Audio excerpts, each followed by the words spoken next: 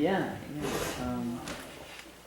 Cynthia wrote something about that. I don't know. Okay, so 7:30, almost, and call the meeting to order. Welcome our visitors, and start the meeting with approval of minutes of April 5th. Is there a motion to approve those? Move we approve. Second. Any discussion? All in favor? Aye. Aye. Next, just to the agenda, I have two. First is the Bend project with Houstonic Valley Association. Second one is update on the Northwest COG meeting of April 14th.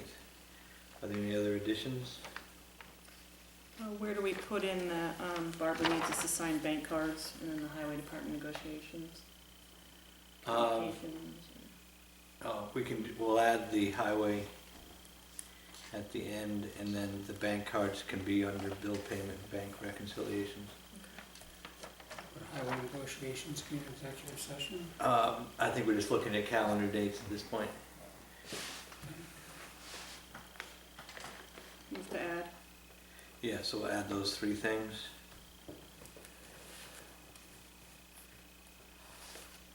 Any other additions? Second, Second. any discussion? All in favor? Aye. Aye. Communications, got a letter from John Bevins about questions about Frontier's fiber optic proposal. Thought he had it's a good letter. Had a bunch of questions about it, which I wrote him back, thanked him for his letter, and said we'll keep these questions in mind as we go forward. Any other communications? I'd just add a couple of things on the broadband front, if I may. Okay. Okay. One is that, Danbury, the town of Danbury, city of Danbury, is much interested in broadband, and they've started a little canvassing of the citizenry there. And preliminarily, they're pretty optimistic that there'll be considerable interest. And I've made contact with Mayor Boughton's office, and they've got a lot of things in the hopper. They're trying to figure out how to go about it. They did get an offer from Frontier, which they've entertained. They've also thought about the prospect of maybe putting it out to bid, and they've also been starting to consider financing options. So there's a lot there. They're interested very much in what Frontier is offered to, is in the process of offering to Cornwall, and we want to stay in touch. So I think that makes a good deal of sense. The second thing is that at the Economic Development Committee meeting, there was a lot of interest in trying to also, at the same time that we discuss the specifics of a bill, discuss the financing of it. And so I was asked at that meeting to provide some information about financing options. And there is a particular person with connections here and very well established in Wall Street and in also municipal financing and telecommunications options. And he's willing to come out and talk to us. And so I want to talk at some point to the selectmen about what you feel is the proper venue and procedure for that sort of thing. It's in the information gathering stage, I think, but I think it would be very useful for all of us. Okay. Thank you. Any public comments? I just had one thing. This is off the, fiber optic, but I was going to suggest to you about if the selectmen could go to the DOT and see if they could get a sign made in front of the where the covered bridge signs are on Route 7. Right, directional sign? Yeah, that says Farm Market Saturdays, May through October. Okay. And point it that way.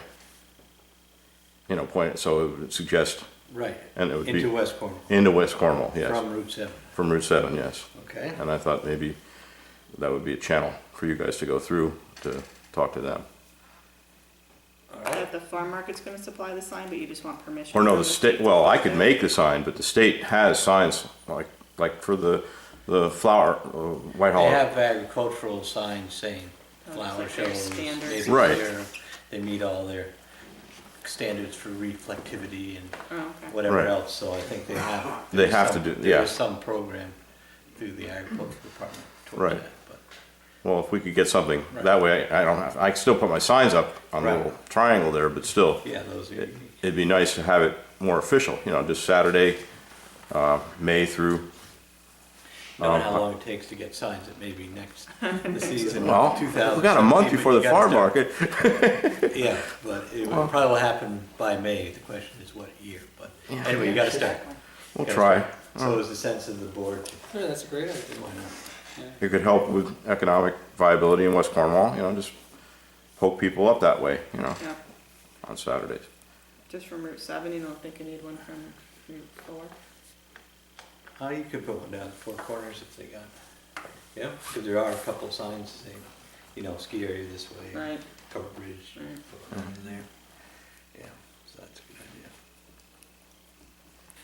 Okay, any other public comments? Okay, first up is Northwest Connect. Welcome Jessica, Great, hi. Kim, and Ward Belt, Just Don Cuneo. Oh, okay. Right, Nice and to see you. myself, Jessica. Yeah.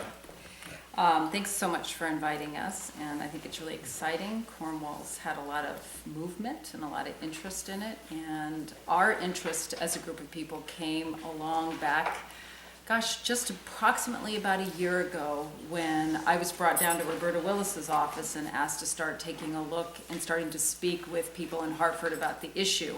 When first Selectman Brent Colley and myself and Dale Jones got into office in 2013, Brent was cleaning out the office. And he said, "Look what I found." And he came out with a file this thick, full of everybody's requests about internet access, going back 10, 12 years. And the three of us realized really quickly that we had to do something, and we had to move on it. So once this kind of started to get rolling, and it came away from a conversation that was happening in different towns and in coffee shops and at dinner tables, and it started to kind of come together, both Brent and Dale said to me, "You've got to keep running on this. This is a good thing, and you've got some really good, involvement in it."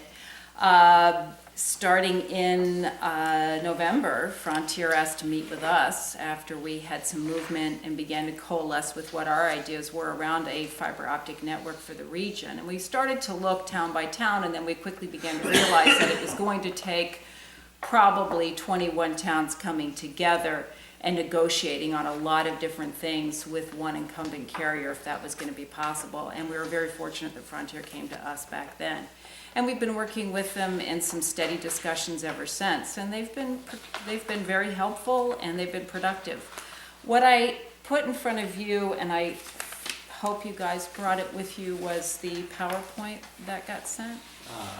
We got this, I thought we were all up to date on our homework until we got this, but how about, I did read this last night. Well, I can go through it if you like. That'd be good, because I think Okay, it, great. Do you want us to come up here? Would that you're be fine where easier? you Okay, are. great. I All mean, right. my feeling is this is also going out, Yeah, on to all your tape, residents, so- yeah, And right. Yeah, I just looked at it. we're learning. Yes, the Quickly, but I'm bound sure- copy is for you to look at your leisure later. That explains where we are with a lot of Don's writings, my comments, and Kim Maxwell, who's helping us with our technical aspects, all of our thoughts on Frontier's proposal. And I think you are familiar with the Frontier proposal.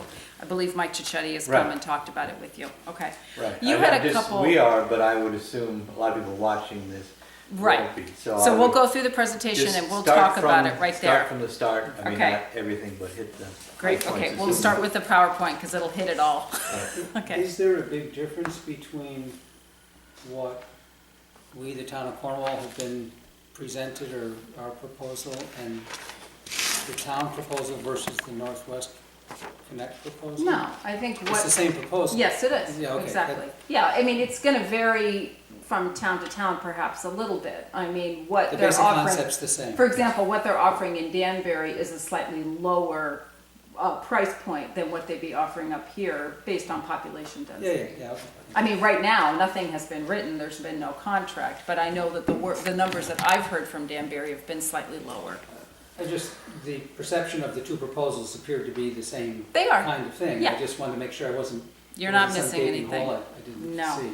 So if you go to the first page of the PowerPoint, this is going to be addressing one of the questions that you asked me, Gordon, when you were talking about, most of Cornwall, or all of Cornwall is built out for cable. Why do we need fiber? Why should we go there?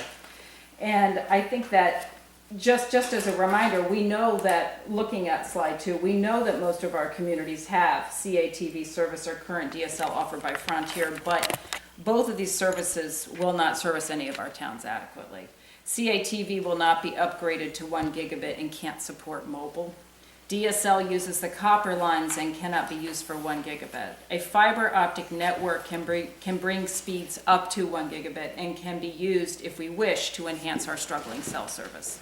We can't do that with the current systems that we have right now.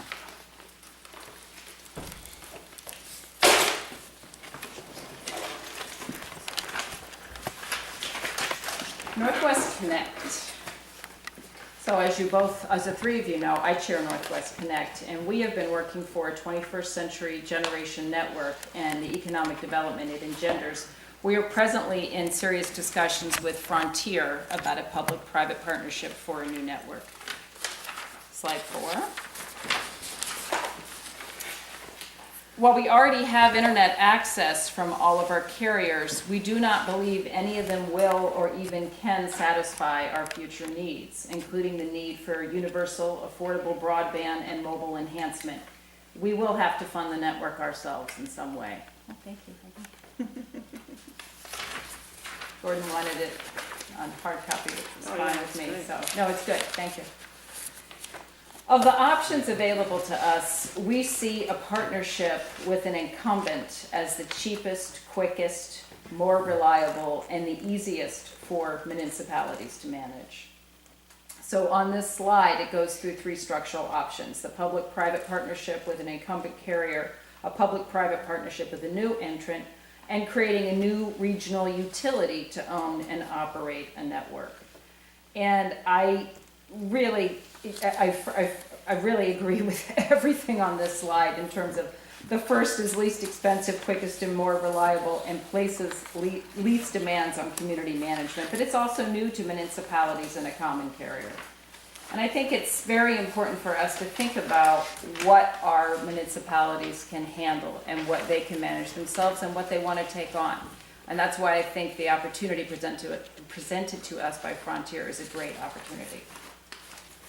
Slide 6, about Leverett, Mass. Gordon asked me a little bit about other communities that had done networks that he said something similar, or at least started up their own fiber network, or did some research and tried to make some headway into any of this. The first example that Don and I thought of was Leverett, Mass. One of the reasons why I thought it was good to bring up was because it enjoys some of the same demographics that we have, and it's also about the same size, and it's not too far from us, and some of us have probably even been there before. There's some big differences which I think are important to highlight. Leverett, Mass offers one example of a public-private partnership. Leverett had advantages, however, that our towns do not currently enjoy. One, and you might not see this as an advantage, but it turned out to be a big advantage for them in the end. One is the lack of any available service, which enabled them to achieve very high take rates, giving the network a very good chance of succeeding. So there was nothing available for people. People were desperate for some kind of internet, some kind of connectivity, some kind of good television system. A bond issue passed with over 80% approval. They also received significant funding, and this is the key, from the state of Massachusetts, and they took it early on in the state's broadband program. We know that we're not going to get any money from the state of Connecticut for any of this. Leverett was able to use a middle mile network already created by the state and an already operating utility company to do the operations and the maintenance. We don't have a utility company. Does Cornwall have a utility company, electric utility company? Right, none of us do, right? So don't necessarily have that right at our disposal.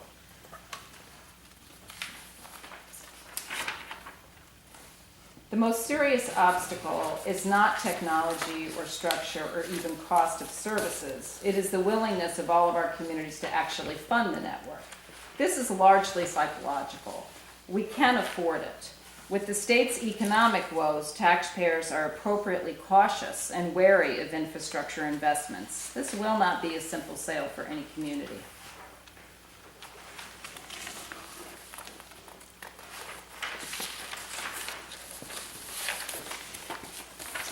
So we believe we must start with broad context. Frontier belongs to an amazing history. Our telephone companies created the most complex and reliable system mankind has probably ever invented. But the breakup of AT&T and the change from regulated monopolies in the 1996 Telecommunications Act in favor of competition brought a halt to affordable universal service. We do have real competition even in our rural communities, a consequence of which is that Frontier cannot afford to build this new network on their own. The same holds for CATV companies. They never were required to connect anyone, but they are nearly ubiquitous in Connecticut, even in our corner of the world. They are the only operation with broadband now, and they're offering very high rates at high prices, but they will come down. They also cannot afford a full fiber network, and they will not connect everyone, and they are unlikely to let us use their lines for mobile. Mobile. Our mobile services range from weak to non-existent. Frontier and CATV are not in the mobile business, and the mobile companies probably cannot afford a fiber network just for connecting small cell antennas together. But we believe small cell antennas are the future for mobile.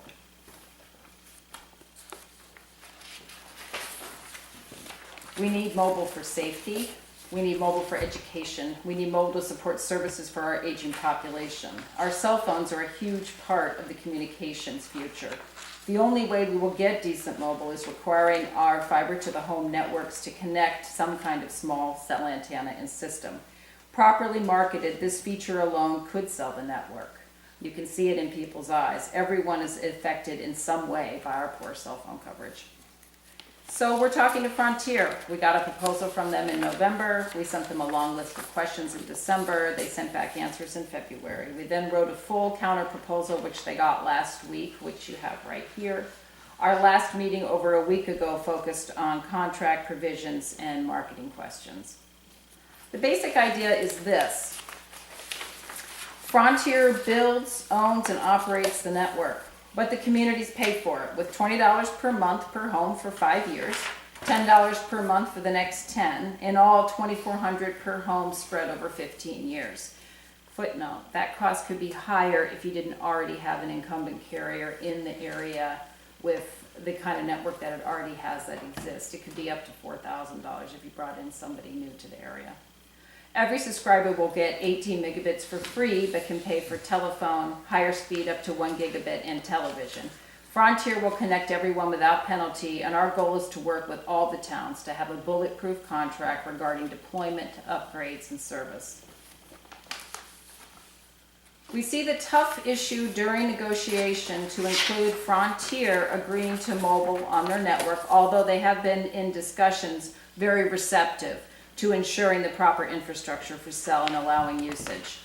Other issues, real universal access, what the starting architecture might look like, how much local contribution will go into building, service, and maintenance, and all the performance measurements which will trigger upgrades and penalties. Based on our conversations and answers to questions, Frontier seems willing to negotiate on all of these issues. But, and this is the big but, we have to persuade our communities to pay for the build out. So we have a marketing plan, which Frontier will help with. We will work with our elected officials, such as myself and you three. We then believe that the focus should shift towards those people who, for one reason or another, are not taking CATV service, which we think is around 40% of the 21-town regional community. Then we want to tackle the hardest cases, those with CATV and 50 megabits or higher internet service already. I think the biggest arrow in the quiver for us is the mobile upgrade, but we think many will also respond to the idea of the next and last generation network. Residents will also understand the safety, educational, and old age support a universal access network will provide. Finally, many will also see the economic development opportunities, although in our region with many second homeowners who love the bucolic atmosphere, some are a bit cautious about economic development. I have other things that I can talk to you about, but I can also bring you up to speed on where we're at with Frontier, because we did have a meeting with them recently, and we do continue to be concerned about the universal access question. One of the things that they were hesitant about, which we readily agreed with was a concern, was the idea that they were a little hesitant because they felt there could be additional connecting fees for those homes that were quite far and that were going to require, frankly, more work. So they did want to discuss that with us a little bit further, in further detail, and we're fine with that. They've already agreed to the marketing campaign, as I talked about, using the fiber for mobile. We're also starting to get into conversations with them about upgrades, what those upgrades to their service profile is going to look like. For example, response times. Right now their response time is a 4-hour window. We'd like to try to get that down to 2 if we possibly could, so somebody's not at their home for all morning from 8 to 12 waiting for a tech. These are little things, but they can be things that are very important once you start getting into a contract. And we definitely want some kind of performance triggers that are built into that contract about updating the network and agreeing upon what we will use how we will measure when that how we will measure when the growth in that traffic, that internet traffic, starts to get very, very busy. If it does start to slow down the network, how we can work with Frontier to make sure that everyone gets the kind of speeds that they've signed up for and the kind of performance that they have. So I know I gave you a lot of information. And I know that you had some questions about fiber and cable, which I hope we answered when you sent them over, or I think it was last week.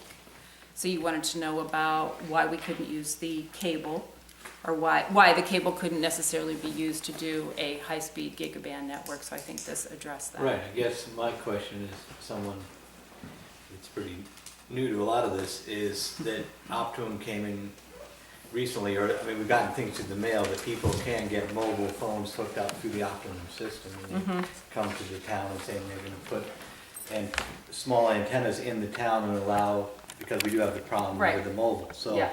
And that's one of the other things we haven't done too, is to follow it up to them, but they said they are looking at I certainly would follow up with them. installations like Mohawk Ski Area, where Right. there's a tower up on the hill, but you can't Yeah. get it to line.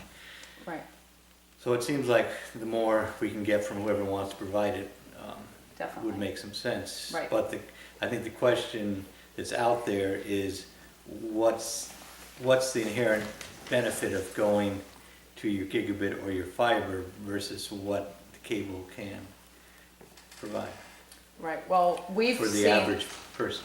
Right. Or even for a business or whatever. Right.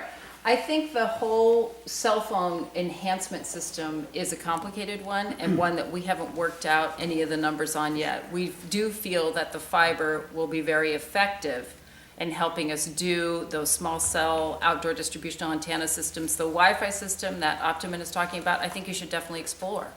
I need to know more about that. I need to learn more about that. They may be able to use your fiber optic network if you put that up. So I think we should continue to dialogue on that and figure out exactly what they're offering and what that technology looks like. Right, because it sounded like they're ready to go, now to do that. Sure. It's up and Having said that, you still, I think all of our communities would still greatly benefit from having a fiber optic network with or without the cell phone enhancement. Right. We did do some reading last night, and you're stressing there were a couple things that stood out as far as, there's contract negotiation and management, and there was a sentence that I particularly paid attention to that said such negotiation requires specialized lawyers and substantial sums. Is that one of the reasons you feel it should be a regional effort as opposed to a town-by-town effort? I'm very protective of all of our towns, and I've seen other communities that from all of our research that we've done across communities nationally, we've seen communities that have gotten into situations with incumbent carriers where some of these issues and performance measurements that I've outlined for you weren't included in contracts, and it hasn't dealt the communities a fair hand at all. I feel every town that enters into a contract, whether it's for cellular with Optimum or whether it's with Frontier, you need to be quite careful. You need to make sure all the residents are being protected. I mean, you're paying for this network. You should be going through this contract with somebody who knows these contracts, knows utility law, hopefully knows telecommunications law, and will help you negotiate and get to a contract that's going to protect everybody. Make sure you keep the network the way you want it. Because I believe the city of Groton jumped in and built out their own network and then really got hammered, and are still paying for a system that doesn't work. And so in the papers, there was a thing that was mentioned at the Council of Governments, the town shouldn't get into this, leave it to telecommunication companies. Our discussion said there's a difference between what you're proposing and the Groton experience. Oh, very different. Very different, But you yes. need to be cautious and make sure you Extremely don't take the so. wrong Right. first step. Right. There are a number of reasons why I mean- going on a regional approach makes sense, and you've identified perhaps one of the most important. If, obviously, we have more leverage if we offer a bigger piece of the pie, and in fact, the kind of minimum requirement is 50,000 homes, which the Northwest Hills COG has. And so Frontier will pay more attention, that's for sure, to a group that can go forward as a group, have a unified contract that's gone into in great detail. I have a list here of some 20 areas in which you really have to be extremely careful to get it right. Response times, the call center operations, it's been mentioned, the triggers and how they work to cause you to be able to upgrade your system. There are a number of them, and they all require, unfortunately, the attention of somebody who can protect us all in this situation. And I think a good telecommunications lawyer can do that for us, and we're presently engaged in locating one. Right. I have a I can give them, question too. I can give them half a dozen.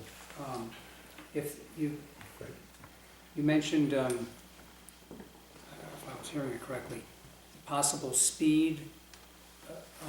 Does speed slow down with volume? I thought that was one of the things about fiber, that it doesn't happen. That if you increase the volume or usage, that the speed does not slow down. That is one of the problems with cable. That's my understanding, that it's one of the problems with cable, and that it was supposed to be alleviated with fiber. So please, that was one of the questions. To get technical. It depends on the equipment.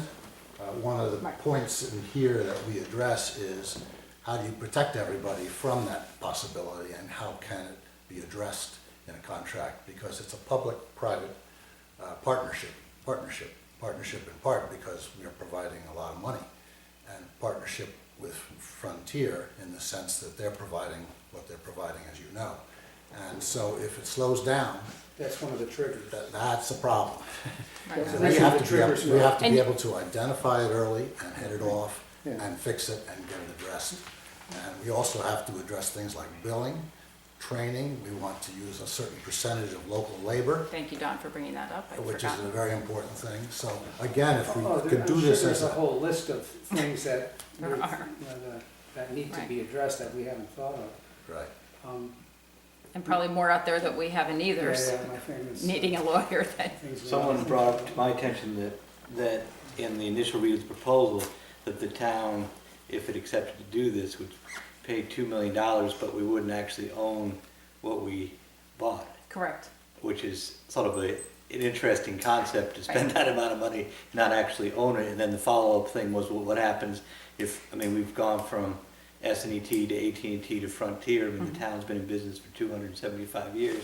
Frontier is new to this area.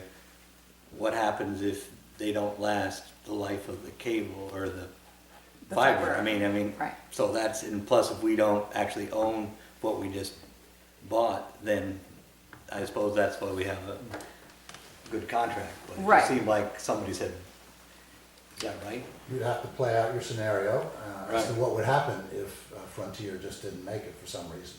Competitively, they must do it because they're left with copper now. I'm one of the unfortunate people who has, the only thing I have for internet is DSL and it's slow as hell. And it's a big problem for me in a lot of different ways. And I don't have any mobile in my home. So Frontier to compete. Yeah, he's real fun to compete- work with.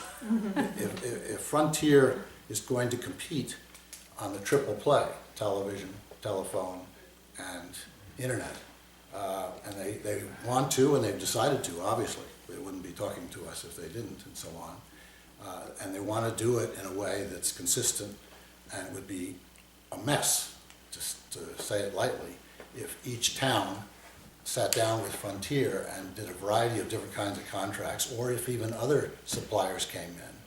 If we have a unity in the northwest corner of this structure and so on, and we can negotiate with the strength we have and the numbers we have, then we're going to get a much better result and we'll be exposed to less risk, which is so critical. I don't have any problem personally, with what's been presented so far to realize the advantages of, or the perceived advantages of going with a larger group to share the, you have the negotiations, that's a big deal. You have the volume to possibly get a better deal. If there are problems, I mean, there's just so many reasons that there'd be more minds involved in it. A few questions involved in that, though. If it is Northwest Connect and it's COG, and there's 21 towns and approximately 50,000 residents or Homes. end users, maybe some businesses in that number, whatever the number's 50,000 approximately. It would require 21 different communities to agree in that specific community to do the project. No. No. No, I don't think, no, that's. Well, if that's- they were gonna put up the money, Well, no, I think that each community in that 21 town region needs to make a decision whether they want this fiber Yeah, optic that's- network that's for what- themselves that's what and I'm when they're saying. ready to do it. what I'm saying I'm sorry, I didn't understand. that each town would specifically have to agree to buy in or not buy in, which is kind of, I mean, so we could be left with 17 of the towns, or 14 of the 21 towns. I'm not saying that's bad or good, I'm just saying that's what would happen. So we start with 21 towns, 50,000 homes, we end up with, 14 towns and, I don't know, 35,000 homes. I mean, that's part of the negotiation of what we're ending up with Frontier, I would assume, that they would know that going in too. I think that this is something too that, it could start with, and frankly, this is what Frontier is encouraging us to work with them on, is they would love to identify 3 or 4 towns that are more ready to go into a fiber optic network. So they would love to be able to help, they would like our help in identifying and working with 3 or 4 towns and get those 3 or 4 towns hooked up and wired and get that process moving along, because they firmly feel that that will showcase what the network is and encourage others to come in. They could build out on an incremental level. Right. The ultimate volume, which we theoretically have and hope to have, and we even might be able to add some towns on the periphery because they've been in touch with us above the 21 and are very interested in what we're doing and want to perhaps participate. But they could build out incrementally and are willing to do that. But if we just start down a process of individual towns jumping in without that contract negotiated and settled, we'll have a problem, I think. Do you have a sense for which towns are more built out with CATV, like Cornwall, and which towns have big dark spots? I mean, which would be more likely to be, as you said, the first place to go with the people that have the least at this point? Right. Do you have a sense of that? Or, I guess there were 2 questions that want to ask Mike Chetty was, the second question is this whole thing of what's there now as far as the cable system. Yeah, I talked to And- Mike about that. Did you ask Mike this I question? asked him to see if he could find out if there's. I talked to him map- today If again there's about any it. information on what exists right now in the town, because we know there's cable He's here. gonna find out for you, because I asked him to. Right, so Yeah. we're gonna It's find what- out What that. it involves is a call to CEN. They're not aware that they have any cable in your town, or fiber, excuse me. That's what you're asking about, fiber, right? Right, because we Yeah, know so- the state police has fiber to the firehouse, and I think they have fiber to all firehouses in the state. Yes. That's CEN. That's CEN, But they don't yeah. know they have it here. CEN doesn't, no. Well, I thought CE you said, who knows? No, No, no, Frontier they know that they don't have any fiber. Right. Frontier doesn't, and they don't know what kind of fiber you have right now in this town. But all it would entail would be a phone call to CEN, probably a couple of other engineers, and then Light Tower even, maybe they'd have to go up to, Could they use that fiber Mm-hmm. that was here? yes, It's so-called dark fiber. right. It can be lit up. It's a great idea. Then, would Yeah. the usage, the town's, what's the word I want? Residential usage, commercial usage of it get in the way of its need for being hooked up to the firehouses? No. If you're talking I about, think what it's used now is probably using a very small portion of what that cable could do, right, I I understand. guess. I would assume that, No, that the fiber that's laid. Frontier would take, if they could, they would take what was here and shoot off of it, whatever was here, like any kind of CEN. You've got the Nutmeg Network, right, which is CEN. You've got it to the school, think- to the library. Did you pay No, for we it? don't You have don't? it. You don't have it? Oh, We I have thought you it To the did. school, but You have it's it to the dark. school, But it's dark. but it's dark.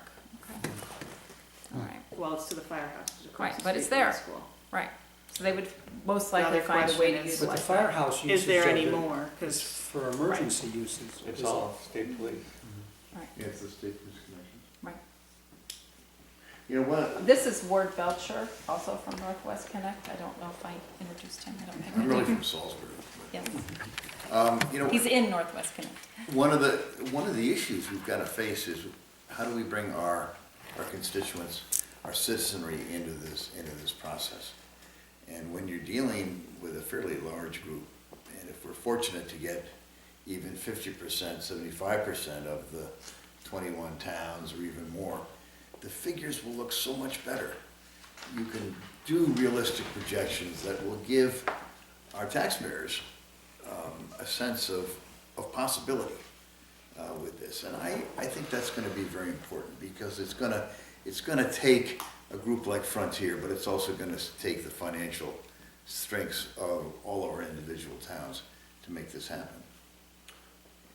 Do you have, you're on the agenda for the COG next month, and that'd be an interest to me. What steps do you think, because I was at the meeting last month with you guys pushing for a small step, what do you feel as the next steps as a region, or what do you be promoting at that meeting? Right. What we've been asked by the chair and by Rick and Jocelyn to do is a more comprehensive type of presentation to the COG about fiber. So something similar to what we did today. Probably go into a little bit more detail about the Frontier proposal because we'll have more details by then anyway. We actually may even have the beginnings of a pro forma contract. It would be a very rough first draft because we don't have an attorney yet, but we would have something to show them on that point. I think it's more, our first priority with the educational piece and with the marketing piece was to the municipal leaders. So I've talked to many of them separately. I've talked to some of them together in groups. So it's really making sure that I think the COG as a whole understands the need for fiber, why we can't use what we have currently, why the Frontier deal is very attractive and should be considered. And you have, as you know, Gordon, you have varying levels of interest in this issue within the COG. You have some communities such as Barkhamsted and Litchfield which enjoy pretty good connectivity and decent cell service. So they're a little bit slower to, I think, realize some of the advantages yet. And then you have some communities like Sharon and Norfolk and what else? Lakeville, who I think see those advantages a little bit more readily, and Cornwall, who's listening So I think where people are in terms of the issue and the cog varies, but there is definitely still some very strong interest and people wanting to learn more. So that would be the first step in that May meeting. Good. Great. One thing I might just offer, I was just looking at this myself. I don't know how many of you get the Berkshire Edge, which is kind of like a rural intelligence, but it's for Berkshire County. And they're having the same issues. And the Wired West group up there is having the same issues. And the number of towns have gone out and actually bonded individually. And now the state of Massachusetts is beginning to pull back. If you can get your hands on it, it's interesting. Charlie Baker hit the pause button. That he hit the pause button, exactly. Has he come off the pause button, or is No. he still paused? It's still paused. Right. And I forget which one of the towns, but they've gone out with these big bonding situations. So again, you need this group of where everybody lines up, where everybody says, this is what we're gonna do. And we need a success story where we can say, here's a town somewhere else where this has made a huge difference in the quality of life of the town. Right. I mean, it'd be nice. Yeah, I mean, that exists. Yes. Well, that was exists in all over the that country. town Right. in Louisiana that I This talked is about across last the meeting, entire the country. happiest town in America. So I have One of the a things was, we have fiber optic cable. complex question that I'm sure has been thought of and has an answer. I'm going to attempt to ask this question. You keep, in many pieces of the literature, there's a discussion about private-public cooperation, private-public funding, private-public, I believe it's the public's money. The town of Cornwall, what we'd be referring to as the $20 per month per premise, and or $10 after the first 5 years, and that whole thing. That's where the public money is involved. That's the public money involvement. The private part of it is, I assume, Frontier, doing the work and then owning the network, Subject to a very tough contract. No, of course. I mean, and subject to a whole series of things, but their long-term,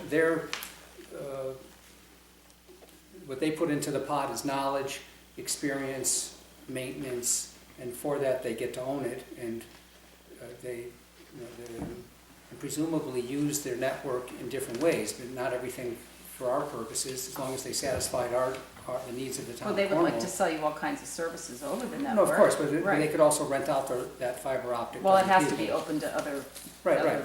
providers as well. So that's what they get out of it. I understand that part of it. So that being the key ingredient, that this is what you brought up also, that we put in the money but don't own it. Mhm. Is it possible to create, not that we would want to own it, the town, I'm not saying that some kind of venture capital, I mean, I think you talk about this in the information here, but I'm going to say the answer is no, that some kind of venture capital or whoever, money from Wall Street is put into the project, and for that, they get to own part of it. They being the private equity people, get to own a piece of the action. So that instead of the town of Cornwall or any of the northwest towns putting up all the public money, some of the money is put up by private equity, and for that they get a piece of ownership. I know there's an answer to this question. Well, the answer is yes, and there's 100 ways to skin the cat. Yeah. Yes, I agree with you. absolutely. And I think, I'm skeptical, and I think it's important to be skeptical in this business. But I think any leverage that we can bring to bear against a group like Frontier is gonna be helpful. Because this is gonna be our money. And I think it's gonna be important to figure out the best approach. One other thing to add to that is, we haven't decided, although we've talked about exactly how these conditions that we briefly talked about here would be looked after and enforced. And so we envision some type of agency, we call it an agency, that the towns would, in effect, own and be responsive to, that would work on behalf, particularly in the follow-up with respect to training, call service offerings, response times, use of Frontier's hopefully open, transparent capacity to assess its system and to resolve problems and so on. So we will have that as well. It's not ownership. It would be an agency, an entity that would look after, administer the contract on behalf of the participants. Paid for. Paid for by whom? We really haven't gotten to that point. We haven't decided what it should look like and how it should work. But, you know, it would be important to have something of this order. One of the models that we've been looking at is, and something that's been brought up by the staff at the COG, is to consider starting with a subcommittee, I think we've talked about it before, on broadband. At the COG, there's a subcommittee on recycling, there's a subcommittee on agriculture. They felt that that would be a practical next step in terms of looking at how to begin with some kind of model for the towns to begin to come together, some kind of umbrella for the towns to start to come together to discuss the issue underneath. And have people looked at the idea, somebody in Massachusetts said one thing their town is looking at is getting a trunk line into the village center of town to start, which would be much less expensive for the towns to do, and then they could put up their little antennas in the village or whatever, however they're gonna deal with it there. For Wi-Fi? For Wi-Fi, and they do the mobile that way, as opposed to going down everybody's driveway just to start, to get it to a village center, whereas here we have 3 village centers and we have a lot of long driveways. So have you Right. looked at that model as far as maybe half a loaf, I've maybe only a looked quarter of a into it a loaf? little bit. Or and- going to where you have underserved neighborhoods? Apparently, somebody said in West Hartford, Right. they have a couple neighborhoods Right. they're doing. Right, we did look a little bit into that in the beginning before Frontier came in as one particular model, and it looked to us that, if I remember correctly, I don't think that the range on some of that was gonna be big enough in order to really get full connectivity. There were still gonna be a lot of people left out if we did follow a model like that and tried to put up something in a town center right along Main Street. There's just so many people that don't live right in the center of a town. It just didn't seem that it would really be that practical. AT&T is looking at a model just like that, and I think they're even in the process of building it out to a couple of their communities, but it doesn't, I wouldn't recommend it over fiber. One of the, Sorry, just one. yeah. One of the things that I'm concerned about in this analysis is, I don't think we're already second-class citizens in a way, because as a rural area, bucolic as it is, we don't have the services we need along this way. And if we start then subdividing amongst our population that don't have universal connectivity, or as close as we can get to it, I'm concerned about the differences between people and creating a group of second-class citizens. If you have children at a school that are using computers very well, and some go home and they can't continue their work, and others can because they have connectivity, it's a real problem. We're not meeting the needs of our children. Sorry. No, I think that's an important point. Right. Important point. I'm just gonna mention the Wi-Fi. One of the problems we have around here is we've got hills. And I think that line of sight is only as far as you can throw, which is a bit of a problem. Well, that's true, sorry, too. Yeah, Yeah.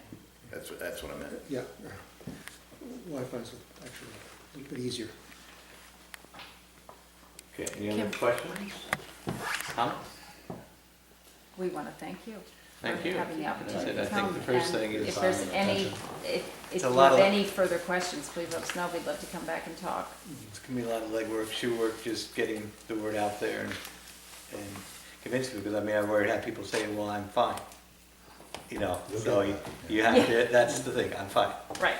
So, anyway, we need to be educated and hear more. One last personal observation.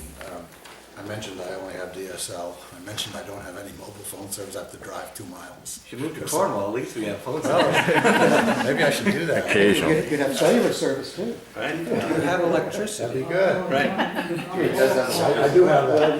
Yeah. My TV is satellite. My son got in a car accident, a deer darted out, crashed, couldn't reach anybody. He got out, walked, luckily he could, and so on. My wife and I just wrestled terribly with the issue of what would happen if he bled out, if he could not do what he had to, what he ultimately could do. And we've had other examples of this sort of thing. So this mobile thing is just so important to your citizens. I've had, the headmaster of Hotchkiss has called me a couple of times, and we've had some good conversations where Hotchkiss says they're in a total cell phone dead zone, right? They have nothing, and it's really an issue of school safety for them. He's very interested in this whole question, and we keep in contact about it. So it's a safety issue, it's an educational issue, it's even touching the hospital. The hospital just recently upgraded its whole internet system, so they're very happy with what they have for now. I didn't have the heart to tell them that looks like in the future they may not be, but I was very happy that they were happy now. But one of the issues that they still have and that they still struggle with is that they can't reach their doctors when they need to reach them, because of the lack of cell phone coverage in some of these towns and how limited it is. One of the things that I find interesting about the cell is that some of our communities in the 21 town are okay for cell, some necessarily aren't, like Sharon, Salisbury, other parts of the area. But one thing that I see across the nation is this increased use of cell phones. And it's starting to become an issue even in urban areas and suburban areas where they have a pretty good and strong cellular build out. They're finding that they need to even enhance their systems more. More and more people use their cell phones for everything. I don't make a move without mine. I can't leave the house without it. It's how everybody contacts me. It's how I pay my bills. It's how I do everything. So it's not just an issue here in the rural area in terms of, can you hear me now? How about now? It goes into the urban areas as well, just in terms of how many people are on their cell phones. So stay tuned. Thank Okay. you very much. Thank you. Yes. Good to see you. Have a good evening. Yeah. Don, what is your last name? CUNEO, Thank you. pronounced Cuneo. Okay. Next, we have This will be on the whole budget website. and state revenues. A couple hours. Oh, great. Well, We have it takes time to upload. a public hearing coming up on Friday night, 7:30 at the school. And let's see, we spent a lot of talk and discussion. Last week I was in Hartford the day after the governor proposed to reduce ECS funding to dozens of towns throughout the state, including 12 in the COG, so that got everybody's attention. Went to Hartford to a hearing, and there's quite a few Senate representatives there. The thought was that probably we won't go down to zero, but there will be significant cutbacks on municipal aid due to the state budget problems. So the Board of Finance is meeting tomorrow night, and we'll have to, after the hearing, come up with some estimates, or we'll know more next month than we know right now. But our budget being scheduled to be approved the 20th of May, we may not have all the answers at this point, but that is something that's come up, and trying to get the best information for the Board of Finance.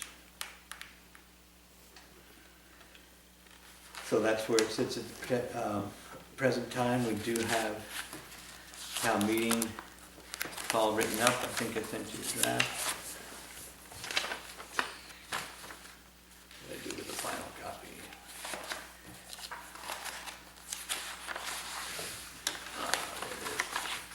So we have the approval of the budget and expanding the Economic Development Committee from 9 to 10 members. That's the two things on the call. Any thoughts about the call? We don't have to sign it tonight, but I wouldn't mind if we did, just to get it out in circulation.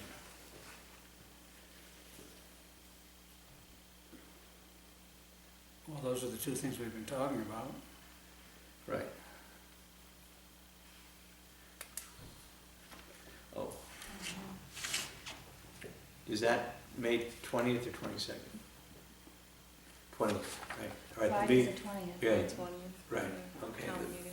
town meeting is the 20th, the Yeah. hearing is the 22nd, right? Right. Right, good.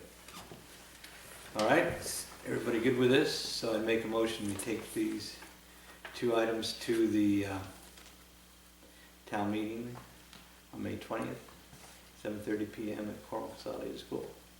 Second. Any discussion? All those in favor? Aye.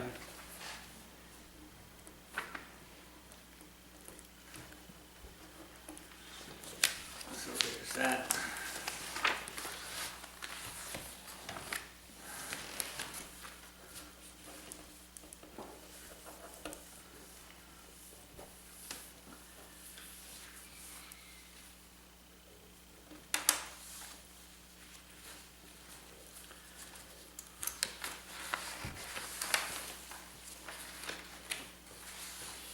Let's see, anything else on town meeting? I think that's all from May. We do have a couple other things that may come up in the summer, but that's it for May. Town highway update.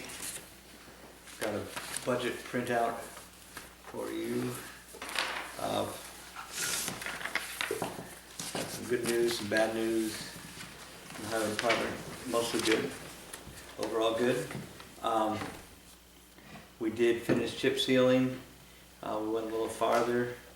We got, I think, all the way down Popple Swamp Road. We got West Cornwall done, quite a bit of North Cornwall, so that worked out well. It looks good. A lot of compliments on that. So what I did was,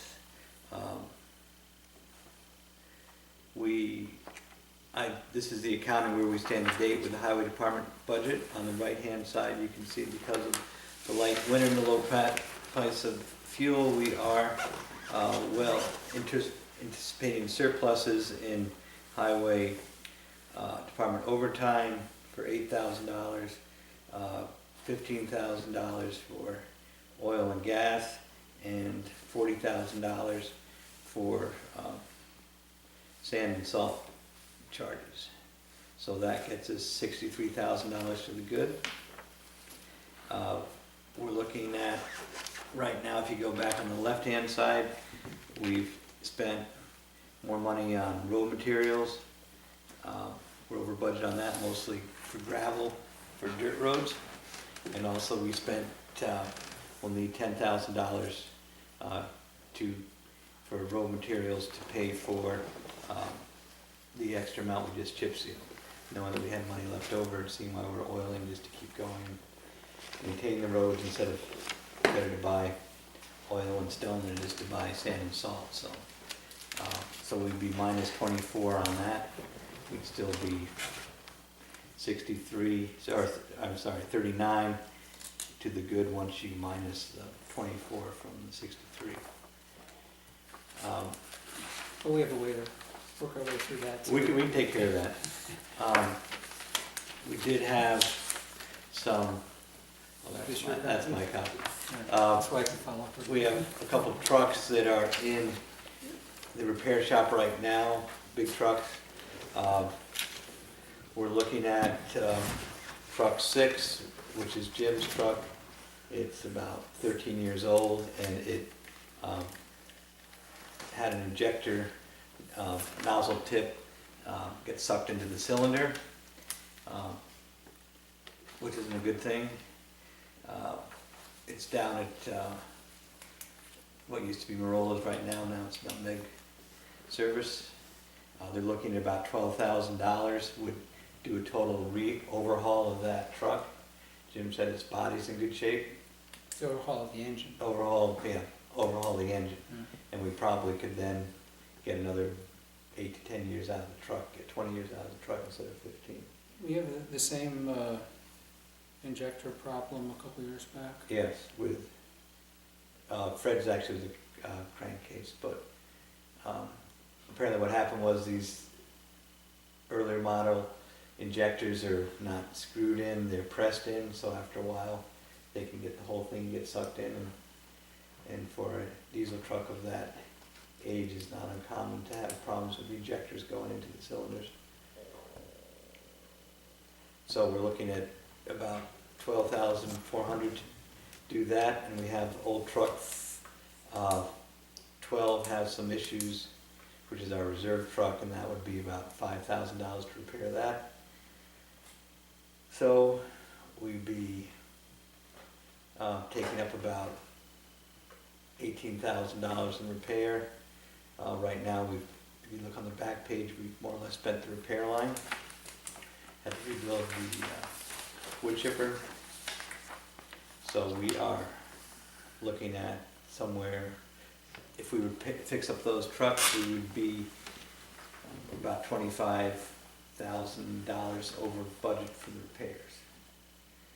Back to the other page, we're still 39,000 Well, we can move, so we're still looking at about 20,000 to the to the good. repair. Yeah, we're still 20,000 to the good.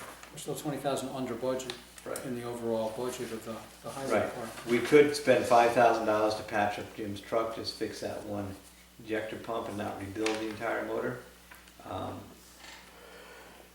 We don't have to decide all this tonight, but I'm just telling you stuff as it came in this afternoon. These are some of the estimates, but I like the idea of rebuilding the motors, thinking that these trucks are almost $200,000 to buy a new one. It gives you every year, you know, the year out of these things, it saves you much money.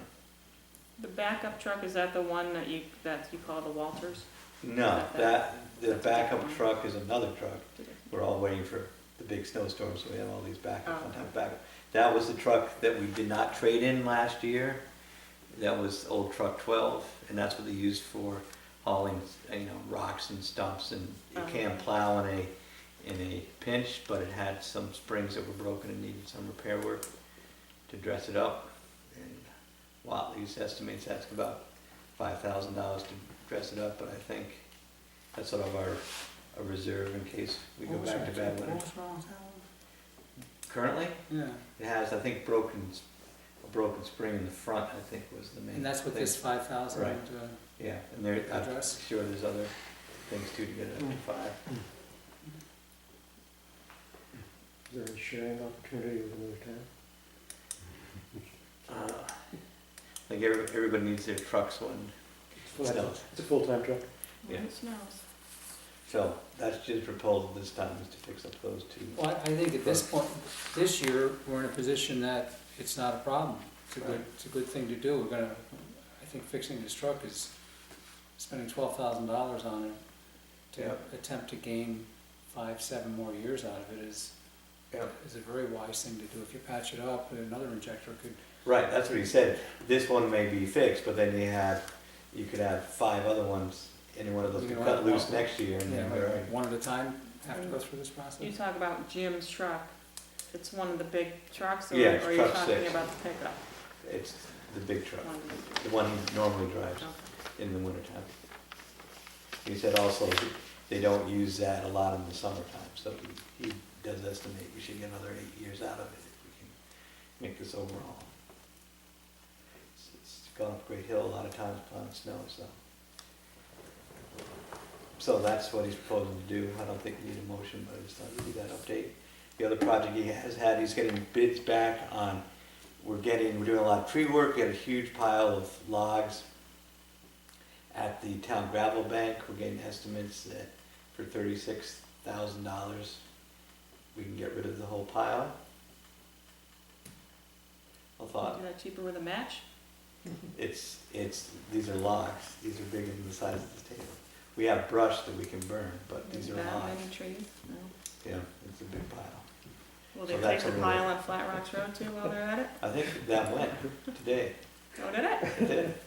That's The one at the bottom. turnaround, or the one at the bridge? The one at the bridge. No, went. I'm talking about the one at the turnaround. Oh, there's more down That there. just keeps getting bigger and bigger. Okay. People just like to dump stuff Is that right? because it's getting bigger and bigger. So, the pile's growing, but we don't have a firm price on that yet, but that's another possible way. I mean, this is, the pile's been, we haven't gotten rid of the pile probably in 10 years. Every year we take down a lot of big trees. Yeah, so it's not stuff that even like a logger would want. No, It's it's, too old we, now. we deliver probably half the wood, I can deliver for firewood. for firewood. This is just big ugly stuff, or pine or hemlock that people don't like to burn. A lot of big rotten trees. Could they, whoever's contracting to do was contracting to chip it up? Right now they're looking at Supreme. He's got a couple other leads, trying to get bids on it. Would they do half the pile if we have Maybe. $20,000 to? Maybe. We gotta get spray paint out and make sure we cut the, to have a tight contract. See how it works. So that's something that's out there. So I think that's all I had, the oiling trucks stuff. And then we had our additions. We've got a updated plan from Houstonic Valley Association, which is looking at, they've got the grant to upgrade the area called the Bend, near the river in West Cornwall. We've been in negotiation with Eversource, formerly CLMP, the town either buying or leasing the land south of the West Cornwall Library, which would enable this project. Even if we lease it, we'd have to go back to a town meeting to get permission to lease the property. And Mike Zuzrumski is coming from HVA next meeting to talk to us about the plan. But if it's gonna get going this summer, we may have to kick it into high gear, call a town meeting in June or July to get permission to either sign a license agreement with CLMP until we can decide to buy that property or not. Because somebody's got to, unless CLMP will let them, I'm not sure they're gonna let them do all this work and still own it. So we have to get all those, the ownership and the construction on the same schedule. It'd be nice to get it done this summer. Is it still the same plan that they've been? Basically the Moving same plan, around. a few little changes, very small print. Have a bigger plan next week, 2 weeks. Magnifying But glass? basically it will allow for, it will improve the boat access, emergency access, give us parking spaces in, that's the existing there, which looks better on the map than it does in real life. Looks like it's a water course. Oh, Yeah. wait a second, it sort of is. It is kind of washed out, so, and then you get a bunch of parking, you get a public toilet, you get a ramp down to the river there. And all the details. So the plan is the HV has a grant to do all these upgrades, and then they would turn it over to the town for maintenance.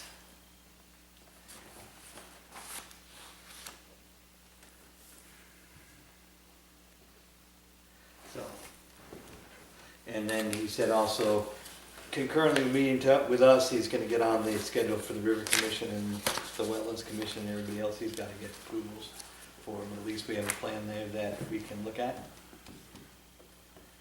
Okay, so that's next meeting. Then we have, let's see.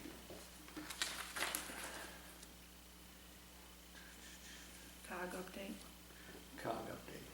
Yes, we talked about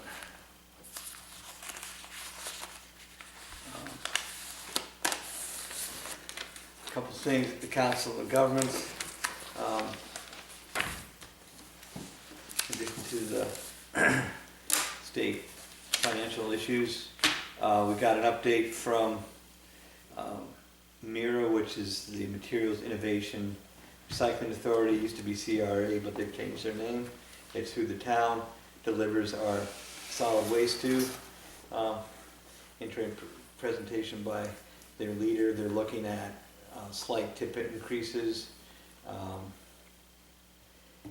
because they used to make a lot of money selling electricity which the electric rates have gone down, and the state, how they classify electricity has gone down.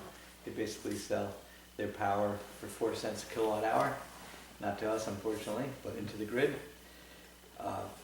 But it sounds like they're fairly stable. They had some problems 5 years ago, but it sounds like they're working their way through it. They may have to replace their main burn plant in a few years, so that's doing okay, but you know, not great.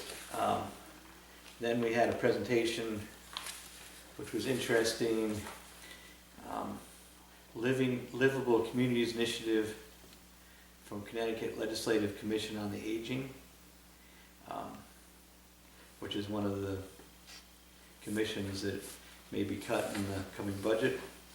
But before they were cut, their project manager gave us a little presentation, and this is something that I thought was pretty graphic, because it is a graph.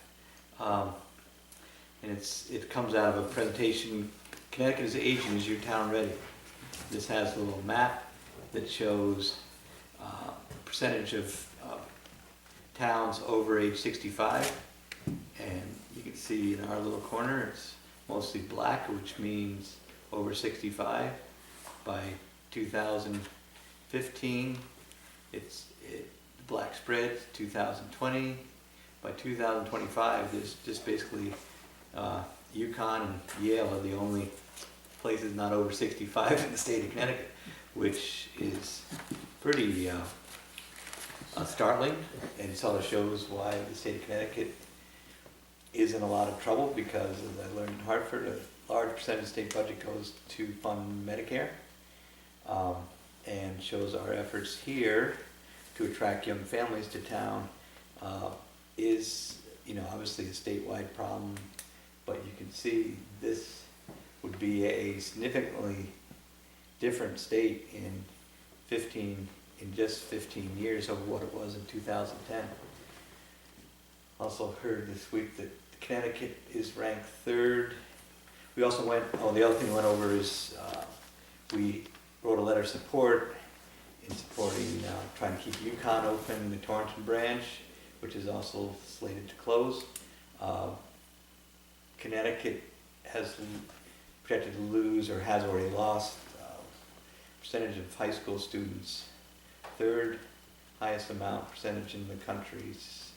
Vermont and New Hampshire have lost more, but currently, or maybe in 5 years, whatever it is, the projections are just brutal statewide, even in the cities, as far as high school numbers.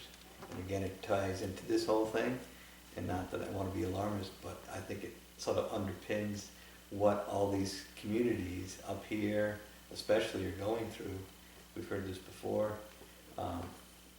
Seems like they need to have a commission on youth revitalization. Aging will take its... If it's high school kids that are leaving, they're leaving with their families.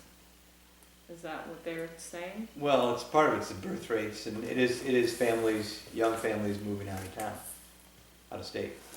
But that was high school graduates leaving. High school graduates leaving, but also High school graduates that are leaving and don't come back. But it was also the latest thing was high school enrollment. Yes, is high school, going- Right, well, high high school school enrollment enrollment is is also very- going down, going way down. much greater than even And- Massachusetts and New York, But, which is but all. the grade schools are going up.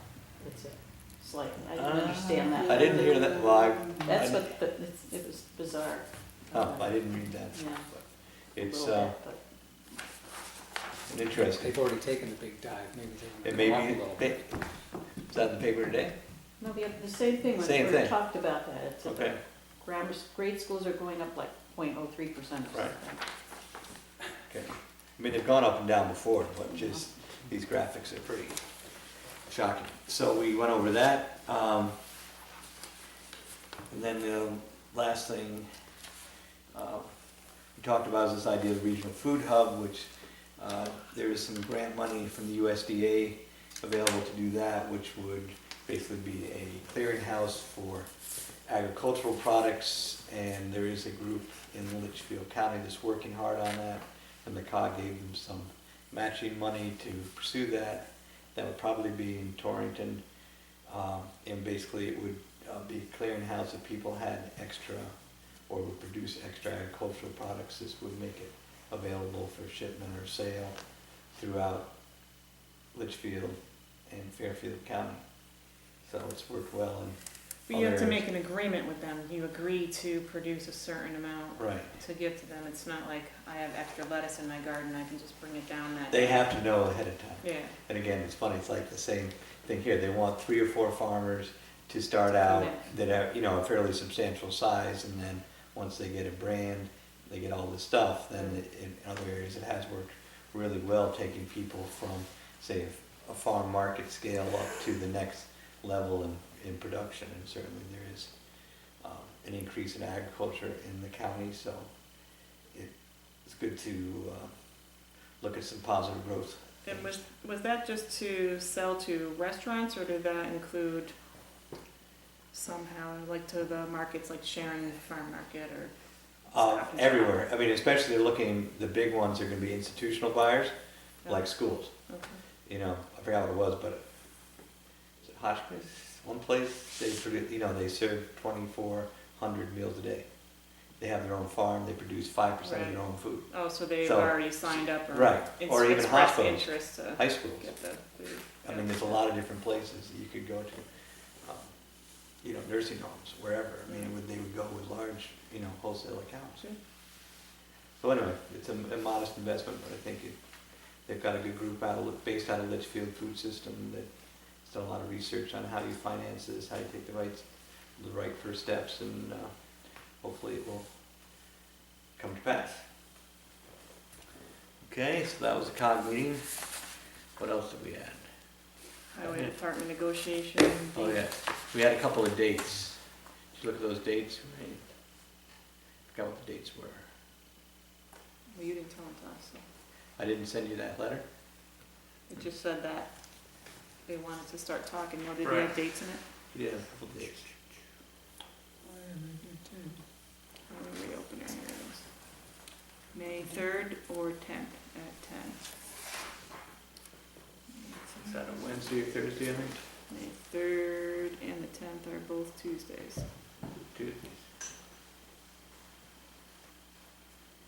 Let's go the 10th, that way we can talk strategy at our first meeting, which will also be the And 3rd. after. It'd be good to give a review so we can go on May 10th. Okay, What time, 9, 10? 10.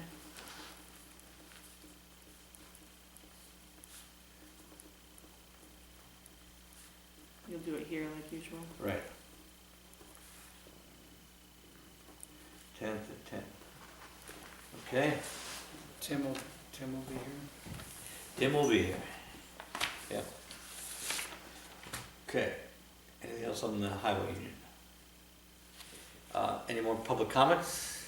Just a question. Yes. What is the reason for upping the membership on EDC? We were blessed with having 2 young entrepreneurs say they wanted to be on the commission. So we couldn't make up our mind which one was best, so we decided to expand the committee and get more people involved. Thank you. So we were lucky. Okay, anything else? Gordon, yeah, they did an outstanding job on Popple Swamp. Does that look nice? Yeah. very Yeah. nice. Good. Yeah. Yeah, give you better traction in the wintertime too, I think, so. It's Yeah. nice, what I liked about the stone too, it doesn't create all the dust the sand used to make. Right, yeah, no, they did a very good job. Yeah. And rattlesnake was done too. What? Rattlesnake was Yeah. done too. So we've almost finished all of North Cornwall, Yeah, moving it south. it's great. In Cornwall Village this summer. Just a comment on the Northwest Connect. The 2 major issues there have been process and expertise. The process is, it hasn't been functioning as a normal committee. It hardly ever meets. And there's a couple of people who've been doing most of the work there. And that's kind of created some problems, and some people within that organization are going off to do their own things, like in Salisbury and Lakeville, for example. And then the other issue is a lack of expertise. There really hasn't been a real lot of expertise devoted yet, at least by the ones who are leading the operation. So, Okay, well, we're all learning, so yep. we'll see. Okay, any other public comment? Okay, we're on to bills. Would it be possible to get copies of the PowerPoint? Yeah. Okay. You know, She sent us an email, you want me to send it to you as an email? That would be great. That would be great. Thank you, appreciate it. okay, we'll give you all our stuff.